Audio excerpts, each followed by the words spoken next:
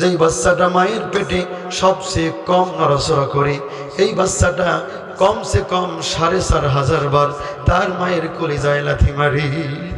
মা ছিল মোর আধার ঘরে পূর্ণিমারি চাঁদ,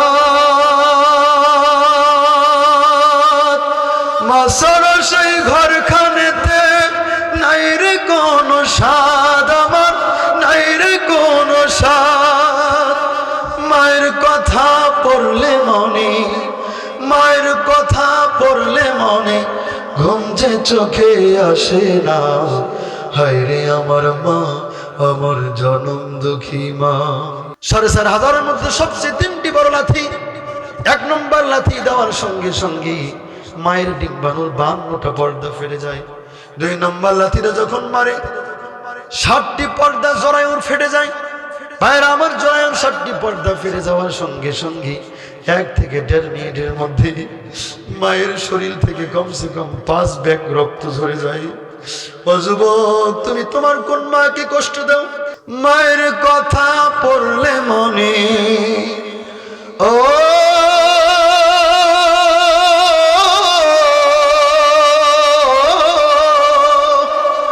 মায়ের কথা পড়লে মনে ঘুম যে চোখে আসে না। বলেন, হায় রে আমার মা, আমার জনম দুঃখী মা। হায় রে আমার মা, আমার জনম দুঃখী মা। ছোট্ট থেকে বড় হলাম যেই মায়েরই কোলে, সেই মা আমার হারিয়ে গেছে, আমায় একা ফেলে। ও মা, আমায় একা ফেলে। চ্যানেলটি সাবস্ক্রাইব করুন, বেল আইকনটি বেজে দিয়ে সাথেই থাকুন। সম্মানিত ভাইরা আমার, বলেন তো দেখি, যেই সন্তানটা কোরআনের হাফেজ হবে, আলেম হবে, ন্যূনতম 1 থেকে 5 পর্যন্ত কিন্ডারগার্টেনে পড়বে, এই সন্তানটা কখনো তার মা বাবার গায়ে হাত তুলতে পারবে? জোরে বলেন।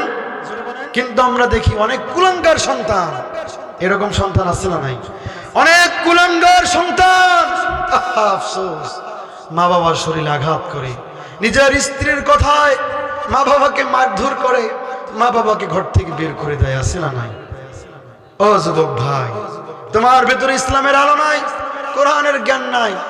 যদি আমাদের সমাজে কোরআনের জ্ঞান থাকতো, ইসলামের আলো আমাদের ভেতরে থাকতো, বিশেষ করে আমাদের এই বাংলাদেশে যদি কোরআনের রাজ কায়েম থাকতো, বলেন তো দেখি কোনো কুলাঙ্গার সন্তান তার মায়ের গায়ে হাত তুলতে পারতো? জোরে বলেন।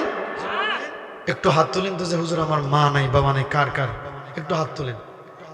মাত্র 10টা মিনিট সময় আপনাদের সাথে কিছু আলোচনা করতে চাই। মা বাবা নাই? যার মা বাবা যে কোনো একজন একটু হাত তুলেন না ভাই, হাত নামান। কখনো ভুল করে মা বাবাকে কষ্ট দিব? জবান খুলে বলেন, কষ্ট দিব? আচ্ছা, যার মা নাই সে বোঝে, যার বাবা নাই সে বোঝে মা বাবার কত দাম। আহা, যার মা বাবা আছে সে কখনো বুঝবে না। বাবা নামক বটগাছ যার চলে গিয়েছে সে বোঝে। কথা বলি, মা নামক সম্পদ যার চলে গিয়েছে সে বোঝে। ভাইরা আমার, আজকে গত টানা 4-5 দিন মাহফিল করার পরে গলা এতটাই ভাঙ্গা ছিল, আমি আমার মায়ের কাছ থেকে দোয়া নিয়ে আসছি। বলেন তো, শেষ পর্যায়ে চলে আসি নাই? এটা কার দোয়া? কার দোয়া বলেন তো? আমার মায়ের দোয়া। আপনার সবচেয়ে বড় পীর হচ্ছে আপনার মা বাবা। কথা বলেন। এখানে যারা আছেন, কখনো ভুল করে মা বাবার গায়ে হাত তুলবেন না। নিয়ত করেন কখনো মা বাবাকে কষ্ট দিবেন না। ও যুবক, তুমি কোন মাকে কষ্ট দাও? তোমার কোন বাবাকে কষ্ট দাও? তুমি জানো না তোমার বাবা তোমার জন্য মাথার ঘাম পায়ে ফেলে তোমার জন্য কষ্ট করে। বাবা সারাদিন রিক্সা চালায়, সন্ধ্যাবেলায় চায়ের দোকানে গিয়েছে, 1 কাপ চা, 1টা রুটি খাবে। তারপরে চা এসেছে, তারপর বাবা চায়ের কাপ ফিরিয়ে দেয়, রুটি খায় না। সকালবেলা সন্তান নীলফামারী শহরে, হ্যাঁ, বড় কলেজে লেখাপড়া করে, সন্তানের ভাড়া দিতে হবে, অটো ভাড়া দিতে হবে। বাবা চা নাস্তা না খেয়ে নিজের শরীরকে শুকায় আপনার জন্য টাকা পয়সা জোগায় রাখে। কথা বলেন ঠিক কিনা? সম্মানিত ভাইয়েরা আমার, গভীর মনোযোগ দিয়ে দেন। দেখেন, অল্প সময়ের মধ্যে আপনার চোখের কোনায় 1 ফোঁটা পানি আনতে পারেন কিনা। ও মুরব্বী বাবা, পৃথিবীর জমিনে কোনো সফল ব্যক্তি সফল হয় নাই মা বাবার খেদমত ছাড়া। যে যত বড় সফল তার মা বাবার দোয়া তত বড়, কথা বলেন ঠিক কিনা? আপনি আপনার জীবনে যত সমস্যায় পড়ে আছেন, মনে রাখবেন আপনি যদি আপনার মা বাবার খেদমত করতে পারেন, মা বাবাকে যদি কষ্ট না দেন, মনে রাখবেন আপনার জীবনের সফলতা দিবে। আর যদি মনে করেন হুজুর অল্প কিছুদিনের জীবন, 60-70 বছরের জীবন আমি আমার মা বাবাকে ভালো থাকার জন্য আলাদা করে দিয়েছি, ব্যাকুল হয়েছি, মনে রাখবেন বর্তমান ভালো চললেও মরার একদিন পর্যন্ত আল্লাহ আপনাকে লাঞ্ছিত করেই ছাড়বে। একটু যারা যারা মাকে কষ্ট দিয়েছেন অনুভব করেন। কোটি টাকার মালিক, হাজার কোটি টাকার মালিক, টাকা পয়সার কোনো অভাব নাই, কিন্তু মনের মধ্যে শান্তি নাই। কারণ কি? কোথাও গেলে ভালো মতো থাকতে পারে না। তার কারণটা হচ্ছে মা বাবার বদদোয়া, কথা বলেন ঠিক কিনা? ও যুবক, তুমি তোমার মাকে কষ্ট দাও, তুমি তোমার কোন মাকে কষ্ট দাও তুমি কি জানো? এই মা তোমার জন্য 10 মাস 10 দিন তোমাকে তার গর্ভে ধারণ করেছে। ভাইরা আমার, একটু মনোযোগ দিয়ে দেন। এই মা যখন, আমরা যখন আমাদের মায়ের পেটে ছিলাম, আমরা যখন আমাদের মায়ের পেটে ছিলাম, আহা, সারাদিন মা কাম শেষ করে যখন রাতের বেলা খাবার টেবিলে গিয়েছে, মা খাইতে পারে নাই। এখন যদি কেউ চলে যান, আমি মনে করবো আপনি মা বাবাকে কষ্ট দিয়েছেন।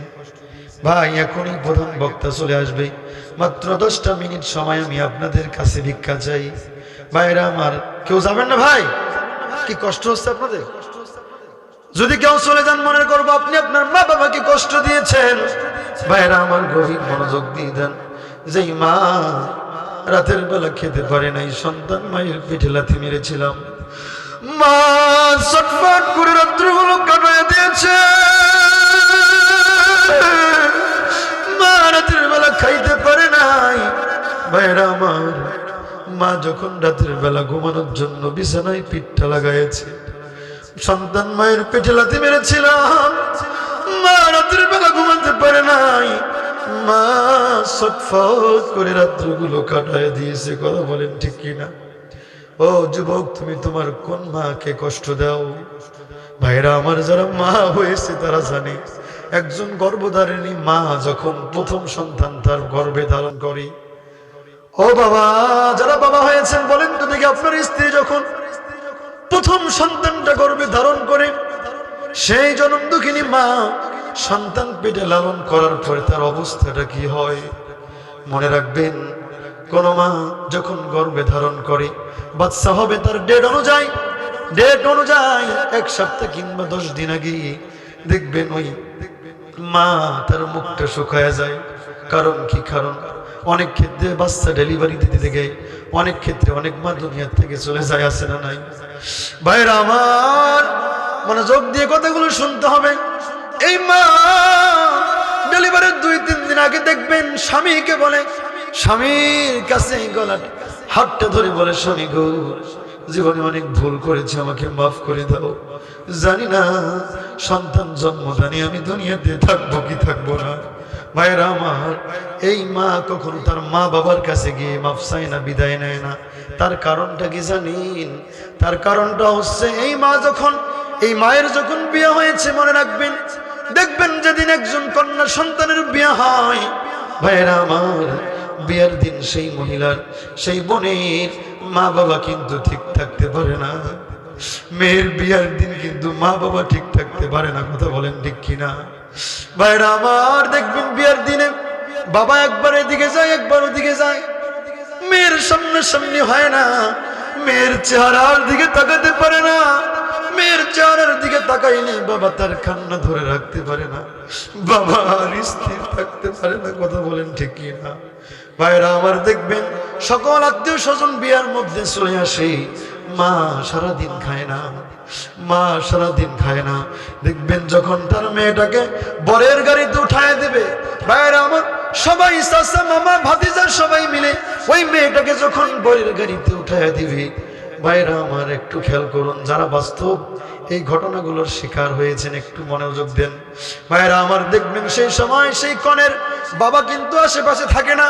তার কারণ কি, মেয়েকে স্বামীর কাছে বিদায় দিবে, এই বাবাটা স্থির থাকতে পারে না, বাবাটা গোপনে অন্য জায়গায় চলে যায়।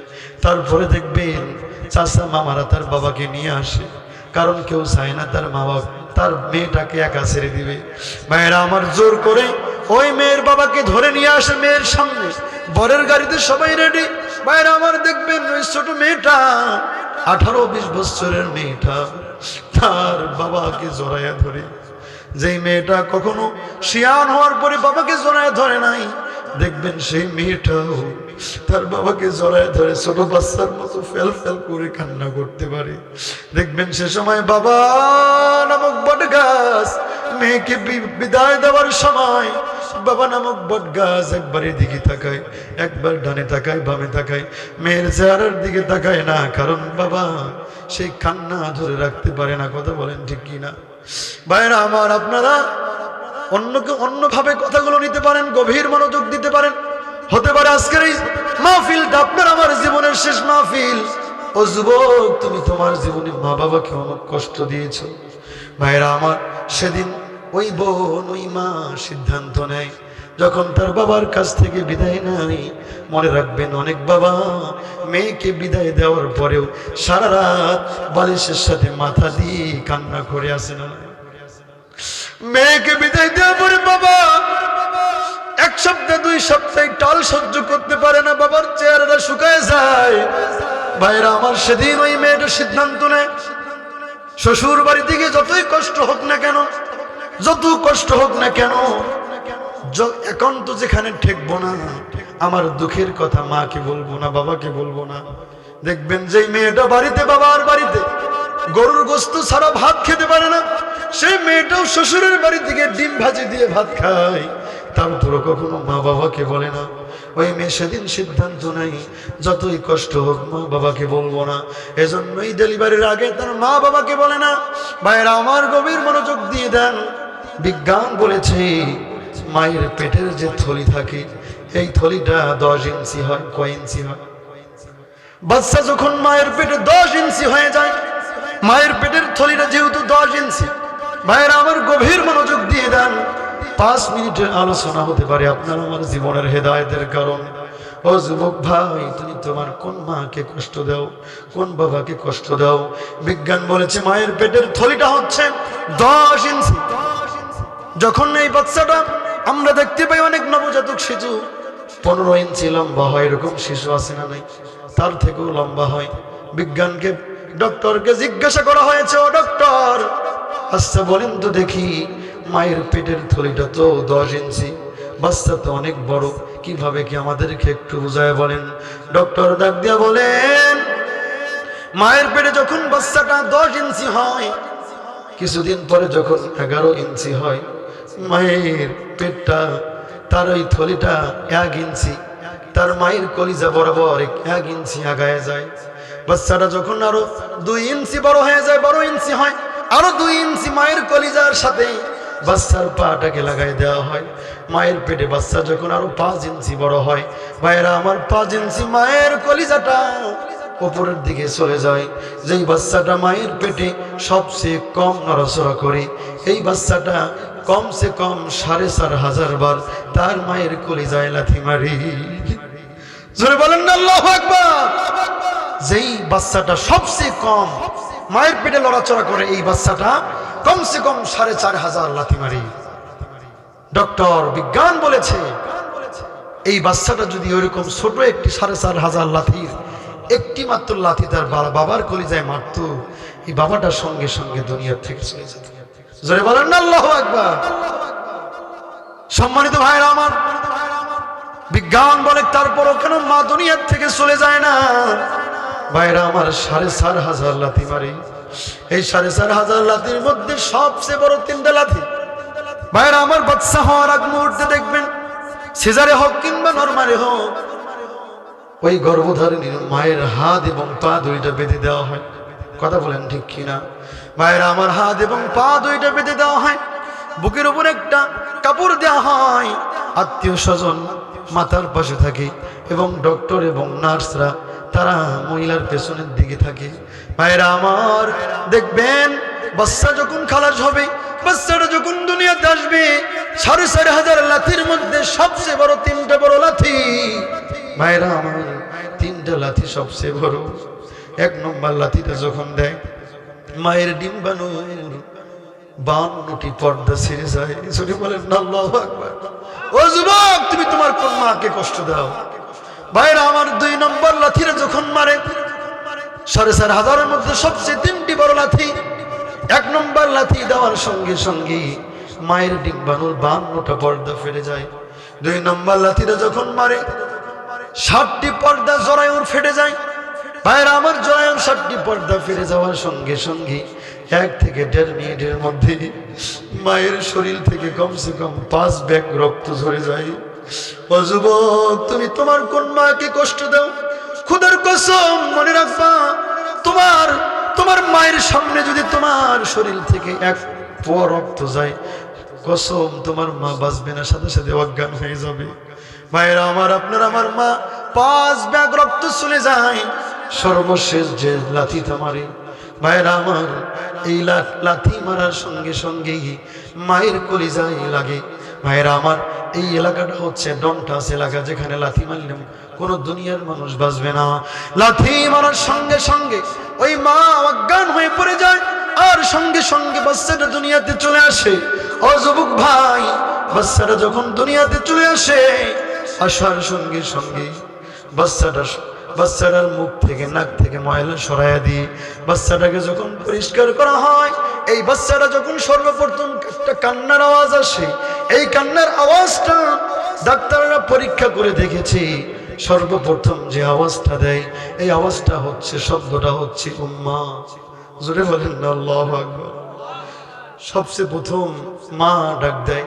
মায়েরা আমার, ডক্টররা বলেছে, বিজ্ঞানরা বলেছে, এই মা ডাক দেওয়ার সঙ্গে সঙ্গে মায়ের কলিজা ফেটে যায়।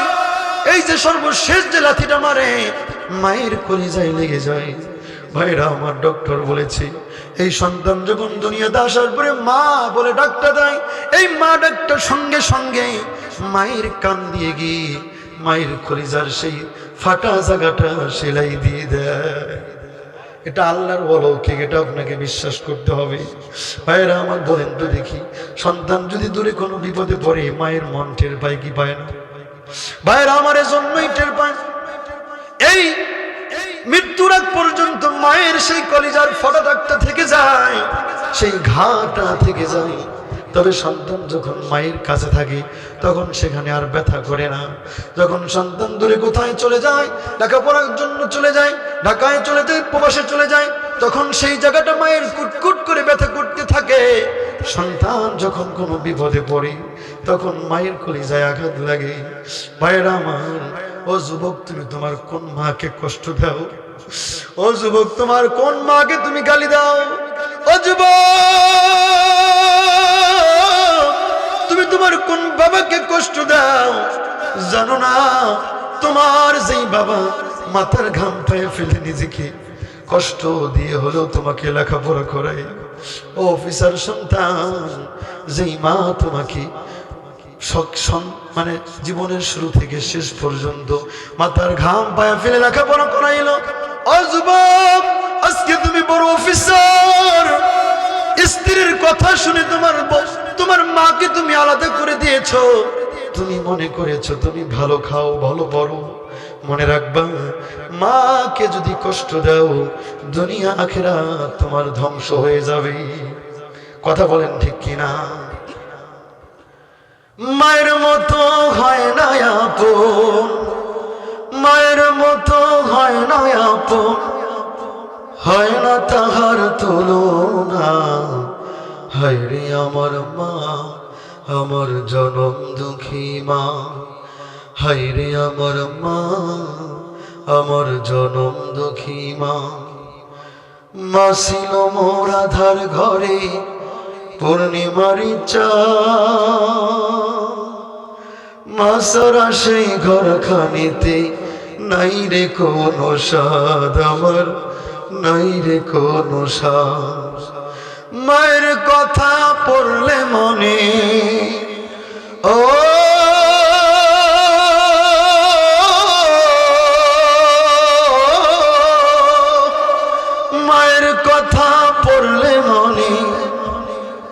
যে চোখে আসে না।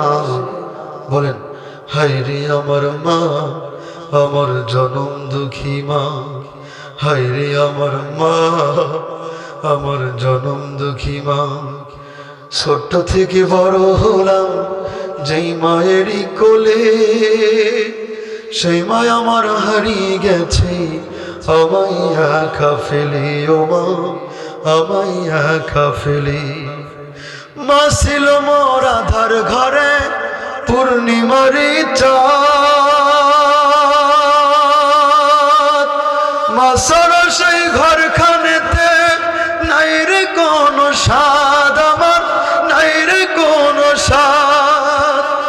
মায়ের কথা পড়লে মনে, মায়ের কথা পড়লে মনে ঘুম যে চোখে আসে না।